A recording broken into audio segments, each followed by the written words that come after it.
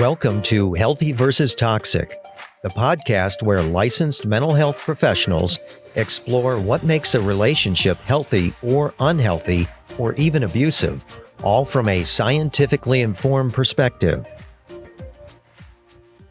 Hello, this is Dr. Grande. Today's question is, how does borderline personality disorder affect romantic relationships?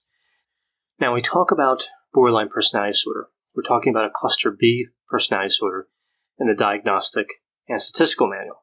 This is the dramatic, emotional, and erratic cluster.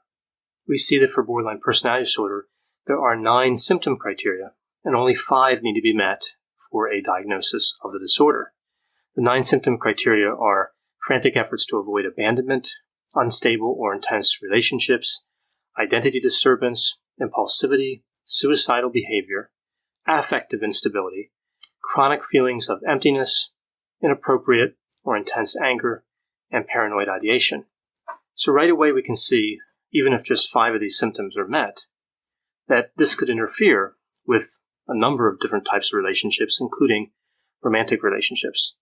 Interestingly, there haven't been a number of studies specifically on how borderline personality disorder is related to romantic relationships. One of the challenges here is that only about 20 to 30% of individuals with borderline personality disorder are dating, married, or cohabiting. So the entire population isn't available to sample. Additionally, conducting research on couples is more difficult than conducting research on individuals. One study that did take a look at this question was written by Bouchard and colleagues in 2009. And this study involved a total of 70 couples, 35 couples in the experimental group and 35 couples in the control group. Now, the kind of couples they looked at in this study specifically were male and female couples. And in terms of borderline personality disorder, the individual with borderline personality disorder in these couples was female. So that's the 35 couples in the experimental group. In the 35 couples in the control group, again, male and female, except the female in those couples did not have borderline personality disorder. So I'll refer to these again as experimental and controls. So some information going into the study that was already known is that attachment-related anxiety is elevated in couples that are under distress. Also, with couples that are in distress, communication is an important aspect. So we see less mutual communication. We also see increased avoidance in relationships that are distressed and increased demand-withdrawal communication. Now, there's 2 types of demand-withdrawal communication when you're talking about a male and female couple. One example would be where the female is demanding and the male withdraws. And of course, the other one would be where the male is demanding and the female withdraws. So you have 2 different styles of communication there. And each has its own different difficulties associated with it. They're not identical in terms of the effect. This study had interesting results about romantic relationships and borderline personality disorder. We know here that 70% of the couples in the experimental group reported at least one termination of the relationship and a reunion.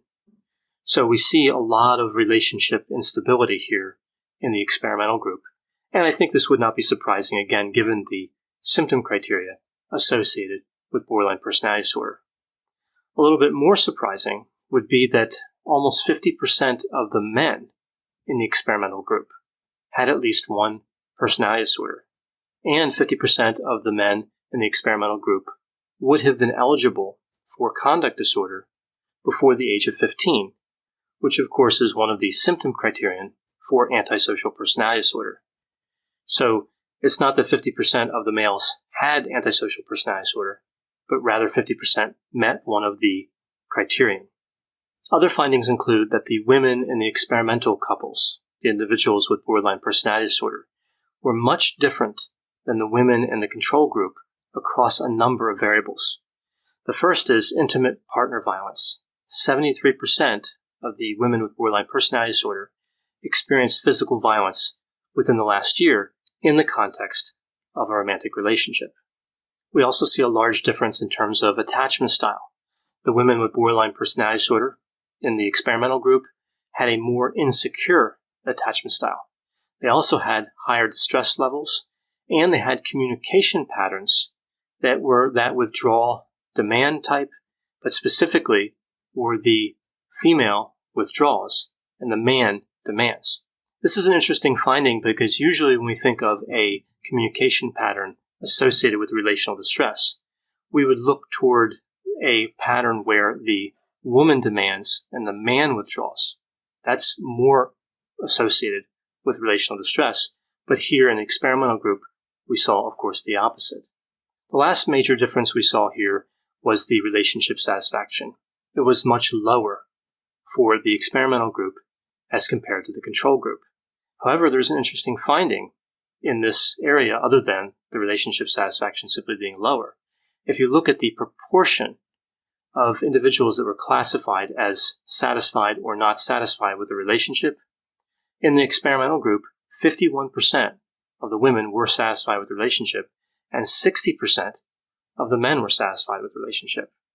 So even though the relational satisfaction was much lower than compared to the control group, the majority of individuals in those relationships still indicated they were satisfied with those relationships.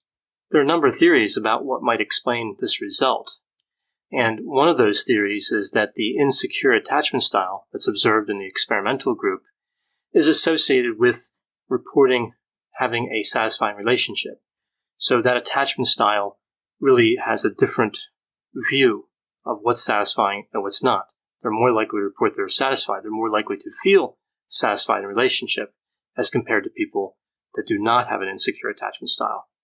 But really, that's just one theory. As I mentioned, we really don't know what would cause that type of result. That's a bit of a surprising result, considering all of those negative attributes about those relationships. The intimate partner violence, the insecure attachment style, the high distress levels, and of course the communication patterns that are generally considered unhealthy.